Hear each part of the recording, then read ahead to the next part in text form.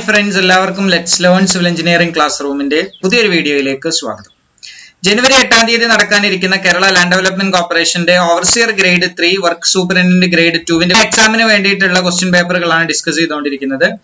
ഇന്നത്തെ വീഡിയോയിൽ നമ്മൾ ഡിസ്കസ് ചെയ്യുന്നത് 2019 നടന്നിട്ടുള്ള ഇൻഡസ്ട്രിയൽ ട്രെയിനിങ്ങിന്റെ ജൂനിയർ ഇൻസ്ട്രക്ടറുടെ ക്വസ്റ്റ്യൻ പേപ്പർ ആണ്. അതിന്റെ 8ാമത്തെ വീഡിയോ ആണിത്. മുൻപത്തെ വീഡിയോകളിൽ നിങ്ങൾക്ക് KLDCയുടെ ഓവർസിയർ ഗ്രേഡ് 3 രണ്ട് ക്വസ്റ്റ്യൻ പേപ്പറും PWD ഇറിഗേഷൻ ഹാർബർ എഞ്ചിനീയറിംഗിന്റെ 2019 നടന്നിട്ടുള്ള ഓവർസിയർ ഗ്രേഡ് 3 ക്വസ്റ്റ്യൻ പേപ്പറും കാണാം.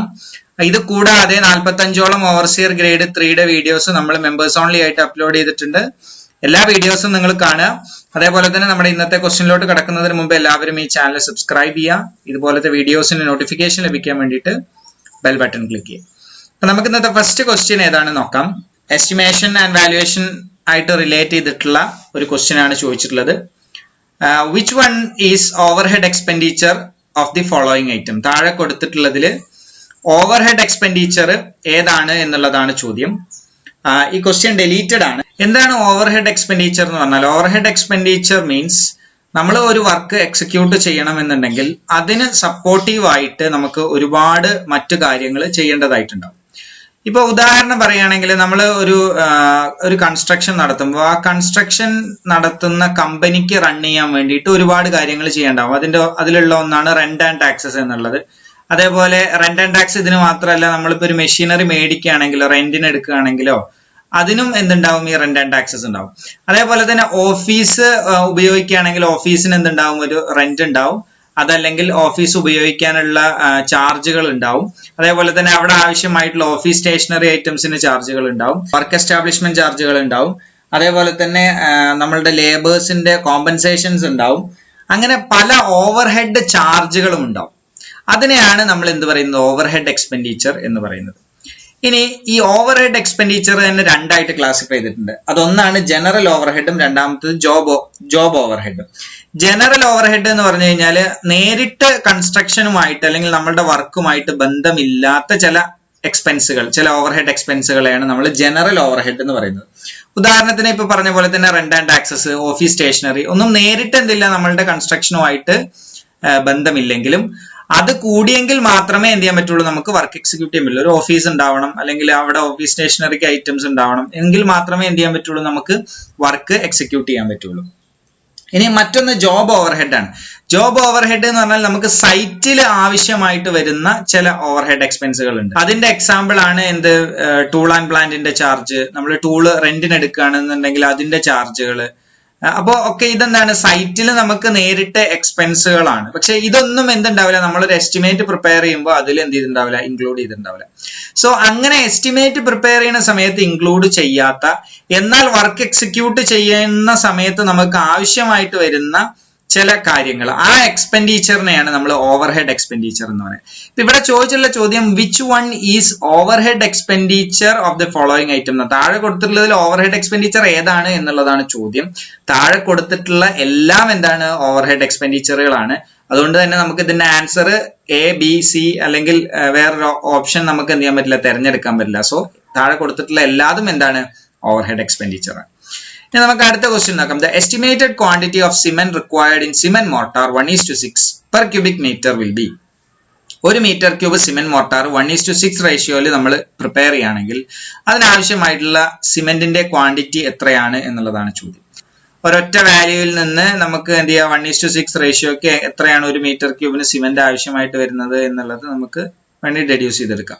ഇനി അതല്ല എന്നുണ്ടെങ്കിൽ നമുക്ക് ഇതിനെ സോൾവ് ചെയ്തെടുക്കാൻ വേണ്ടിയിട്ട് നമ്മൾ 1 മീറ്റർ ക്യൂബ് ഓഫ് മോർട്ടാർ എന്ന് പറയുന്നത് വെറ്റ് ക്വാണ്ടിറ്റിയാണ്. അപ്പൊ ഡ്രൈ എന്നുള്ളത് അതിനേക്കാൾ കൂടുതലായിരിക്കും.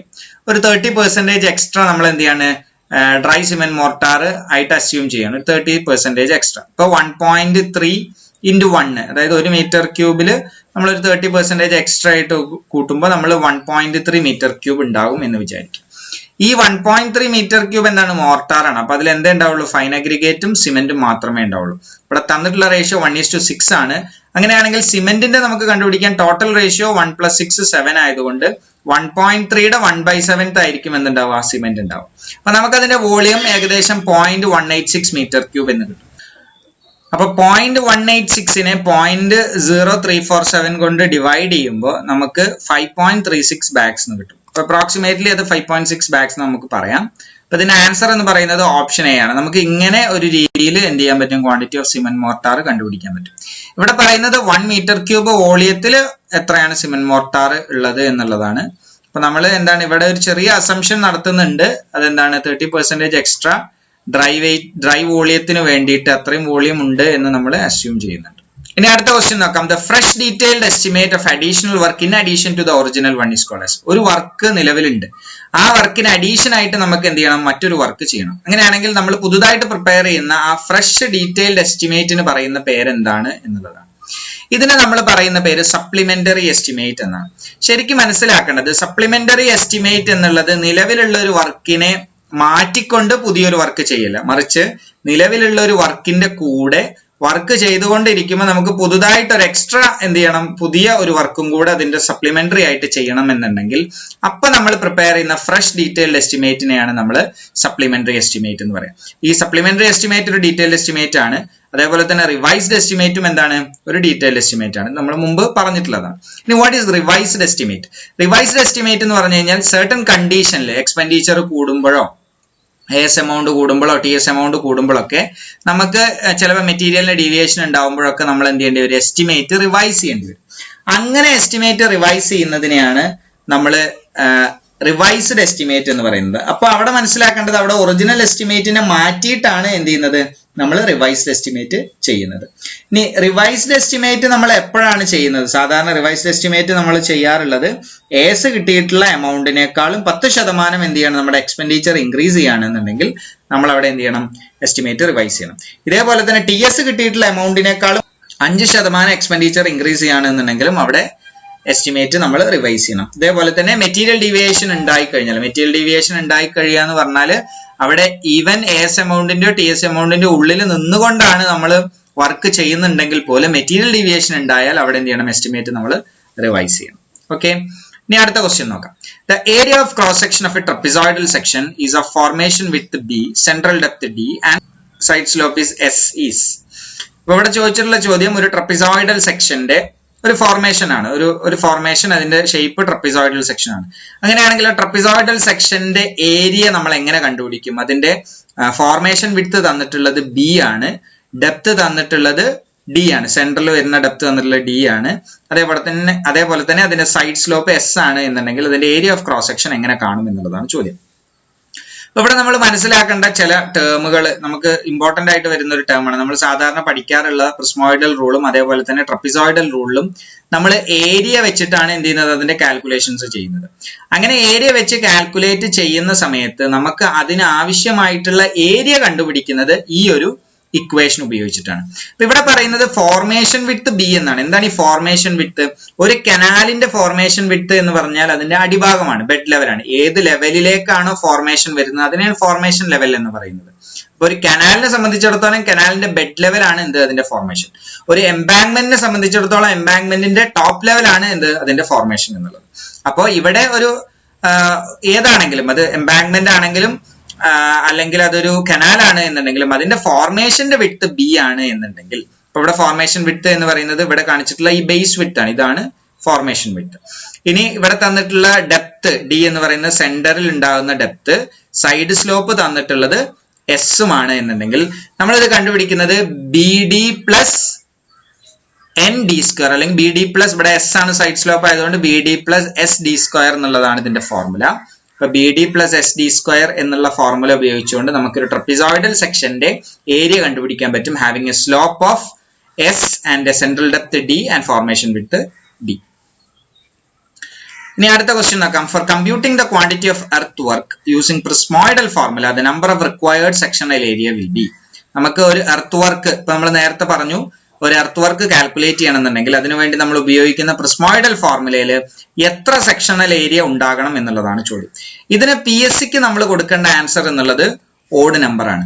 ശരിക്കും നമ്മൾ പ്രിസ്മോയിഡൽ ഫോർമുല ഉപയോഗിക്കുമ്പോൾ നമുക്ക് എത്ര ഓർഡിനേറ്റ്സ് വരികയാണെന്നുണ്ടെങ്കിലും അല്ലെങ്കിൽ എത്ര ഏരിയ വരികയാണെന്നുണ്ടെങ്കിലും നമുക്ക് എന്ത് ചെയ്യാൻ പറ്റും, അതിന്റെ വോളിയം കണ്ടുപിടിക്കാൻ പറ്റും. അങ്ങനെ പറയാനുള്ള കാരണം സാധാരണഗതിയിൽ ഓഡ് നമ്പർ വരികയാണെന്നുണ്ടെങ്കിൽ, ഓഡ് നമ്പർ സെക്ഷണൽ ഏരിയാസ് വരികയാണെന്നുണ്ടെങ്കിൽ നമ്മൾ പ്രിസ്മോയിഡൽ ഫോർമുലയുടെ L/3 into first area plus last area plus 2 into sum of odd area plus 4 into sum of even area എന്നുള്ള ഫോർമുല ഉപയോഗിക്കുകയും ലാസ്റ്റ് രണ്ട് ഏരിയക്ക് വേണ്ടിയിട്ട് മറ്റൊരു പ്രിസ്മോയിഡൽ ഫോർമുല ഉണ്ട്, L/6 into first area plus second area plus 4 into mid area എന്നുള്ള ഒരു formula ഉപയോഗിച്ചിട്ടാണ് നമ്മൾ ചെയ്യാറുള്ളത്. അപ്പൊ രണ്ടും എന്താണ്, പ്രിസ്മോയിഡൽ ഫോർമുലയാണ്.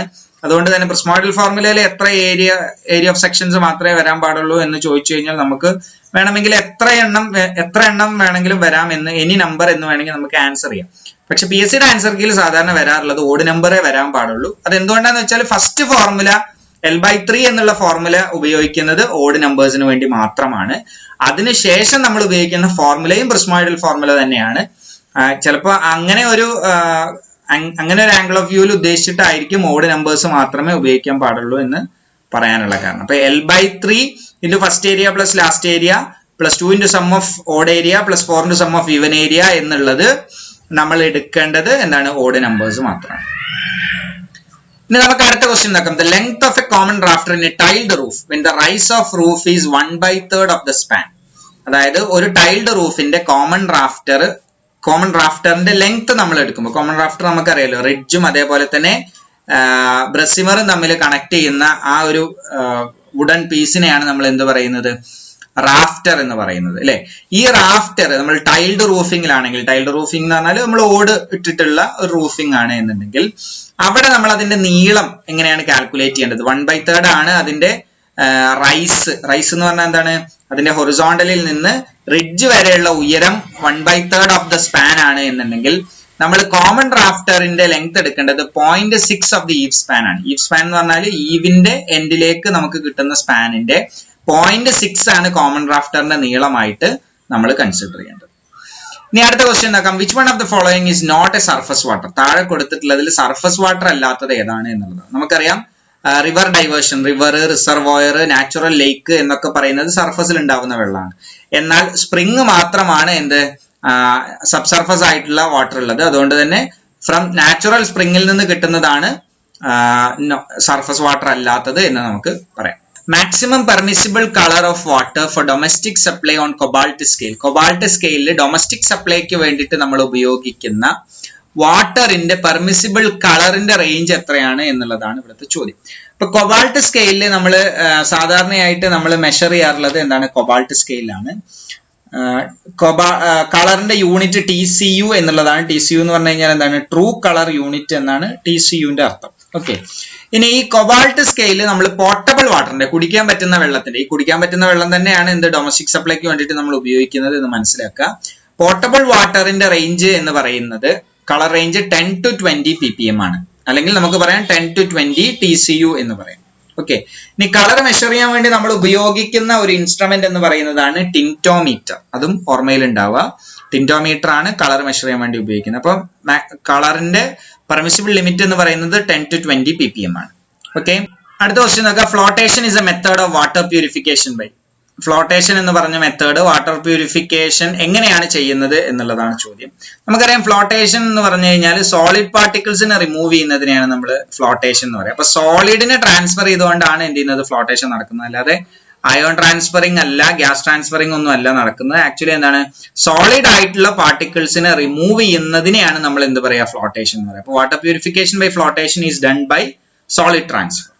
ഇനി അടുത്ത ക്വസ്റ്റ്യൻ നോക്കാം. Process of killing pathogenic bacteria from water is known as. Pathogenic bacteria, അതായത് അസുഖം ഉണ്ടാക്കുന്ന അല്ലെങ്കിൽ ഹാംഫുൾ ആയിട്ടുള്ള ബാക്ടീരിയാസിനെ കില്ല് ചെയ്തുകൊണ്ട് നമ്മൾ വാട്ടറിനെ പ്യൂരിഫൈ ചെയ്യുന്നതിന് നമ്മൾ എന്താണ് പറയുക? അതിനെയാണ് നമ്മൾ ഡിസിൻഫെക്ഷൻ എന്ന് പറയാം. അപ്പൊ ഇൻഫെക്ഷൻ വരാതിരിക്കാൻ വേണ്ടിയിട്ട് നമ്മൾ നടത്തുന്നതിനെയാണ് ഡിസിൻഫെക്ഷൻ എന്ന് പറയാം. കില്ലിംഗ് പാത്തോജനിക് ബാക്ടീരിയാസിനെയാണ് നമ്മൾ ഡിസിൻഫെക്ഷൻ എന്ന് പറയാം.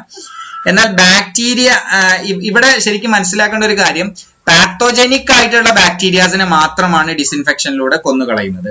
അതായത് പാത്തോജനിക് എന്ന് പറഞ്ഞാൽ നമുക്ക് അസുഖം ഉണ്ടാക്കുന്ന ബാക്ടീരിയാസിനെ നമ്മൾ എന്ത് ചെയ്യാണ്, കൊന്നുകളയുന്നതിനെ, കില്ല് ചെയ്യുന്നതിനെയാണ് നമ്മൾ ഡിസിൻഫെക്ഷൻ എന്ന് പറയാം. എന്നാൽ എല്ലാ ബാക്ടീരിയാസിനെയും നമ്മൾ, വെള്ളത്തിലുള്ള എല്ലാ ബാക്ടീരിയാസിനെയും നമ്മൾ കൊല്ലുകയാണെന്ന് വിചാരിക്കുക, അതിനെ നമ്മൾ സ്റ്റെറിലൈസേഷൻ എന്നാണ് പറയാം. ശരിക്കും മനസ്സിലാക്കേണ്ട രണ്ട് ടേമുകളാണ്. പാത്തോജനിക് ആയിട്ടുള്ള ബാക്ടീരിയാസിനെ കൊല്ലുകയാണെങ്കിൽ അതിനെ നമ്മൾ ഡിസിൻഫെക്ഷൻ എന്ന് പറയും. എന്നാൽ എല്ലാ ബാക്ടീരിയാസിനെയും കൊല്ലുകയാണെന്നുണ്ടെങ്കിൽ അതിനെ നമ്മൾ സ്റ്റെറിലൈസേഷൻ എന്ന് പറയും. ഓക്കെ. സാധാരണയായിട്ട് ഈ പാത്തോജനിക് ബാക്ടീരിയാസ് വളരാത്തത് അല്ലെങ്കിൽ അത് കില്ല് ചെയ്യുന്നത് അതിന്റെ pH വാല്യൂ 11നേക്കാൾ കൂടുകയും അല്ലെങ്കിൽ pH വാല്യൂ 3നേക്കാൾ കുറവ് വരികയും ചെയ്യണം. അപ്പൊ നമുക്കറിയാം ഹൈലി അസിഡിക് ആയിട്ടുള്ള അല്ലെങ്കിൽ ഹൈലി ബേസിക് ആയിട്ടുള്ളതിൽ എന്തുണ്ടാവില്ല, പാത്തോജനിക് ബാക്ടീരിയാസ് ഉണ്ടാവില്ല എന്ന് പറയാം. ഓക്കെ, ഇനി വാട്ട് ഈസ് ഫിൽട്രേഷൻ? ഫിൽട്രേഷൻ നമുക്കറിയാം, ഫിൽട്ടർ ഉപയോഗിച്ചുകൊണ്ട് വെള്ളത്തിനെ സ്ക്രീൻ ചെയ്തെടുക്കുന്നതിനെയാണ് ഫിൽട്രേഷൻ എന്ന് പറയാം. സെഡിമെന്റേഷൻ എന്ന് പറഞ്ഞു കഴിഞ്ഞാൽ വെള്ളത്തിനെ സെറ്റിൽ ചെയ്യിപ്പിക്കുക, വെള്ളത്തിലുള്ള പാർട്ടിക്കിൾസിനെ സെഡിമെന്റേഷൻ ടാങ്കിൽ നിർത്തിക്കൊണ്ട് എന്ത് ചെയ്യുക, അതിനെ സെറ്റിൽ ചെയ്യിപ്പിക്കുന്നതിനെയാണ് സെഡിമെന്റേഷൻ എന്ന് പറയാം. What is coagulation? കൊയാഗുലേഷൻ എന്ന് പറഞ്ഞാൽ വെള്ളത്തിലേക്ക് എന്തെങ്കിലും ഒരു കൊയാഗുലന്റ് ആഡ് ചെയ്ത് കൊടുക്കുക. നമ്മൾ സാധാരണ യൂഷ്വലായിട്ട് ആഡ് ചെയ്യുന്ന കൊയാഗുലന്റ് ആണ് ആലം എന്നുള്ളത്.